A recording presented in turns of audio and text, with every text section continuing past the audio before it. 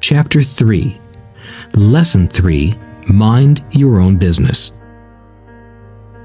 The rich focus on their asset columns while everyone else focuses on their income statements. In 1974, Ray Kroc, the founder of McDonald's, was asked to speak to the MBA class at the University of Texas at Austin. A friend of mine was a student in that MBA class. After a powerful and inspiring talk, the class adjourned and the students asked Ray if he would join them at their favorite hangout to have a few beers. Ray graciously accepted. "What business am I in?" Ray asked once the group had all their beers in hand. Everyone laughed, my friend said. Most of the MBA students thought Ray was just fooling around. No one answered, so Ray asked again, "What business do you think I'm in?" The students laughed again, and finally one brave soul yelled out, "Ray, who in the world doesn't know that you're in the hamburger business?" Ray chuckled. "That's what I thought you would say." He paused and then quickly added, "Ladies and gentlemen, I'm not in the hamburger business. My business is real estate." As my friend tells the story, Ray spent a good amount of time explaining his viewpoint. In his business plan, Ray knew that the primary business focus was to sell hamburger franchises, but what he never lost sight of was the location of each franchise. He knew that the land and its location were the most significant factors in the success of each franchise. Basically, the person who bought the franchise was also buying the real estate under the franchise for Ray Kroc's organization. Today, McDonald's is the largest single owner of real estate in the world, owning even more than the Catholic Church. McDonald's owns some of the most valuable intersections and street corners in America and around the globe. My friend considers this as one of the most important lessons in his life. Today, he owns car washes, but his business is the real estate under those car washes. The previous chapter presented that most people work for everyone but themselves. They work first for the owners of the company, then for the government through taxes, and finally for the bank that owns their mortgage. When I was a young boy, we did not have a McDonald's nearby. Yet my rich dad was responsible for teaching Mike and me the same lesson that Ray Kroc talked about at the University of Texas. It is secret number 3 of the rich. The secret is mind your own business.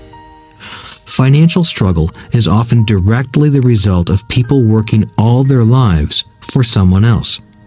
Many people will simply have nothing at the end of their working days to show for their efforts. Our current educational system focuses on preparing today's youth to get good jobs by developing scholastic skills.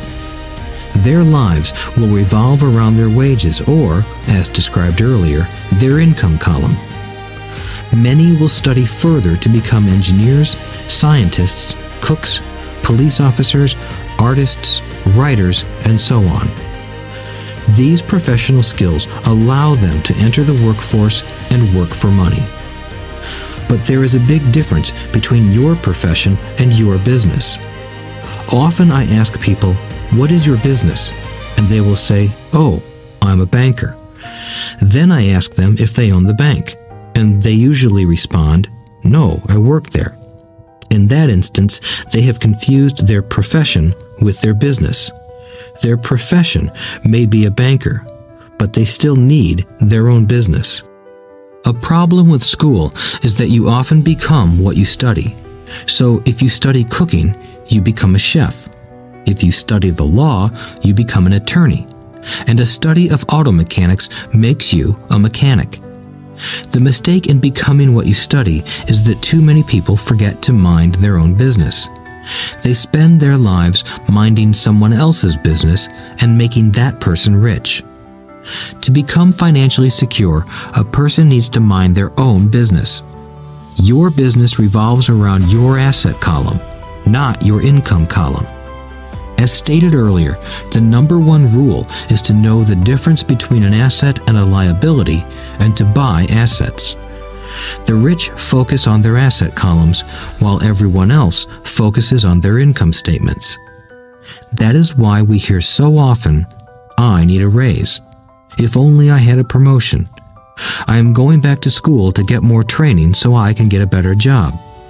I am going to work overtime. Maybe I can get a second job."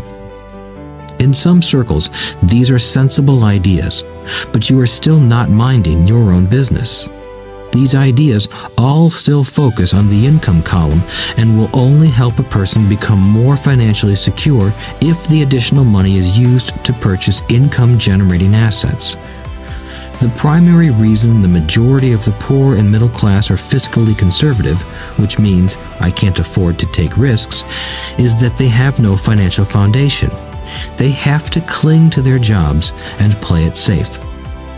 When downsizing became the in thing to do, millions of workers found out their largest so-called asset, their home, was eating them alive. Their asset was costing them money every month. Their car, another asset, was eating them alive. The golf clubs in the garage that cost $1,000 were not worth $1,000 anymore. Without job security, they had nothing to fall back on. What they thought were assets could not help them survive in a time of financial crisis. I assume most of us have filled out a credit application to buy a house or a car. It's always interesting to look at the net worth section because of what accepted banking and accounting practices allow a person to count as assets. One day when I wanted a loan, my financial position did not look too good. So I added my new golf clubs, my art collection, books, electronics, Armani suits, wristwatches, shoes, and other personal effects to boost the number in the asset column. But I was turned down because I had too much investment real estate. The loan committee didn't like that I made so much money from rent. They wanted to know why I did not have a normal job with a salary. They did not question the Armani suits, golf clubs, or art collection. Life is sometimes tough when you do not fit the standard profile. I cringe every time I hear someone say to me that their net worth is $1 million or $100,000 or whatever. One of the main reasons net worth is not accurate is simply because the moment you begin selling your assets, you are taxed for any gains. So many people have put themselves in deep financial trouble when they run short of income. To raise cash, they sell their assets, but their personal assets can generally be sold for only a fraction of the value that is listed on their personal balance sheet. Or, if there is a gain on the sale of the assets, they are taxed on the gain.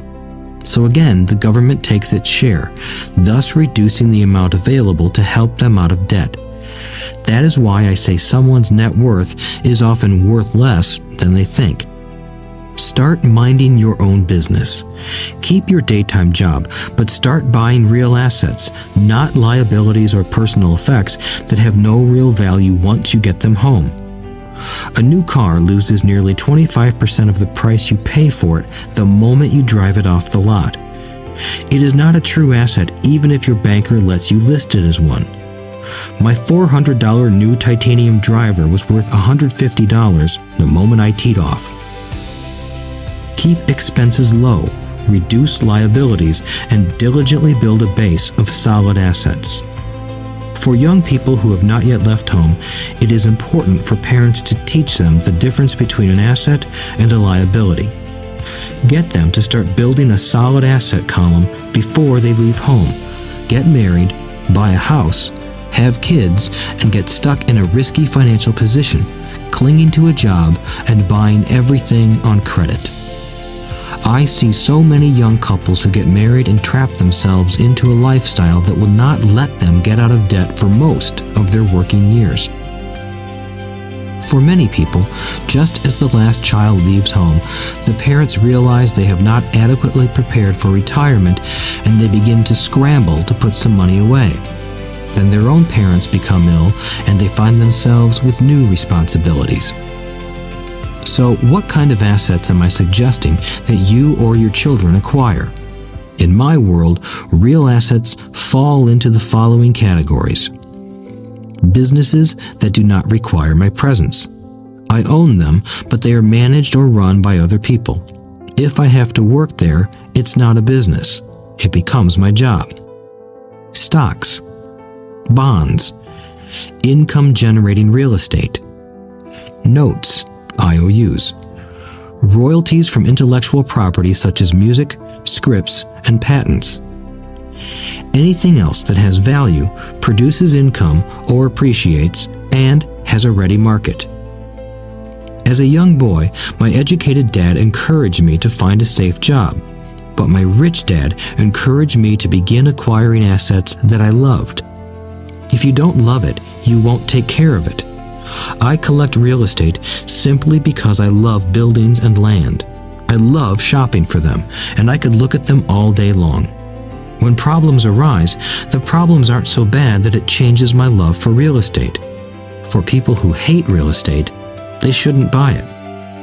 I also love stocks of small companies, especially startups, because I am an entrepreneur, not a corporate person.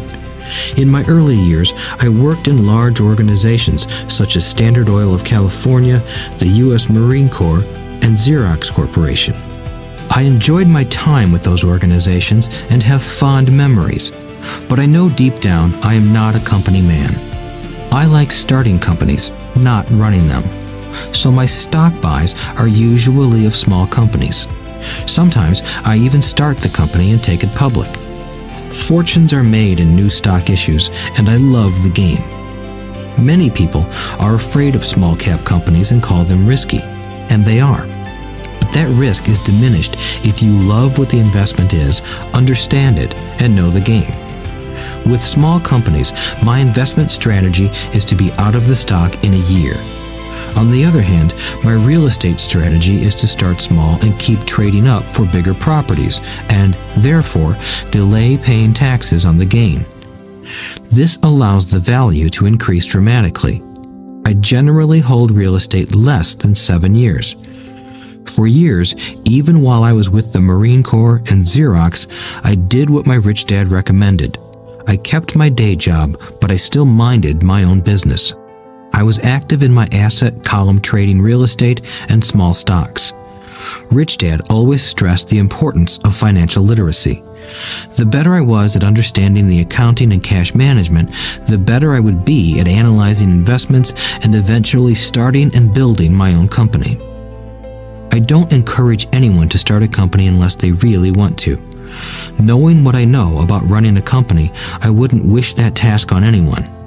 There are times when people can't find employment and starting a company seems like the best solution. But the odds are against success. 9 out of 10 companies fail in 5 years. Of those that survive the first 5 years, 9 out of every 10 of those eventually fail as well. So only if you really have the desire to own your own company do I recommend it. Otherwise, keep your day job and mind your own business. When I say mind your own business, I mean to build and keep your asset column strong. Once a dollar goes into it, never let it come out. Think of it this way. Once a dollar goes into your asset column, it becomes your employee. The best thing about money is that it works 24 hours a day and can work for generations. Keep your day job, be a great hardworking employee, but keep building that asset column. As your cash flow grows, you can indulge in some luxuries. An important distinction is that rich people buy luxuries last, while the poor and middle class tend to buy luxuries first. The poor and the middle class often buy luxury items like big houses, diamonds, furs, jewelry, or boats because they want to look rich. They look rich, but in reality they just get deeper in debt on credit. The old money people, the long-term rich, build their asset column first. Then the income generated from the asset column buys their luxuries. The poor and middle class buy luxuries with their own sweat, blood, and children's inheritance. A true luxury is a reward for investing in and developing a real asset. For example, when my wife Kim and I had extra money coming from our apartment houses, she went out and bought her Mercedes. It didn't take any extra work or risk on her part because the apartment house bought the car. She did, however, have to wait 4 years while the real estate investment portfolio grew and began generating enough extra cash flow to pay for the car. But the luxury, the Mercedes, was a true reward because she proved she knew how to grow her asset column. That car now means a lot more to her than simply another pretty car. It means she used her financial intelligence to afford it. Instead, most people impulsively go out and buy a new car or some other luxury on credit. They may feel bored and just want a new toy. Buying a luxury on credit often causes a person to eventually resent that luxury because the debt becomes a financial burden. After you've taken the time and invested in and built your own business, you are now ready to learn the biggest secret of the rich, the secret that puts the rich way ahead of the pack.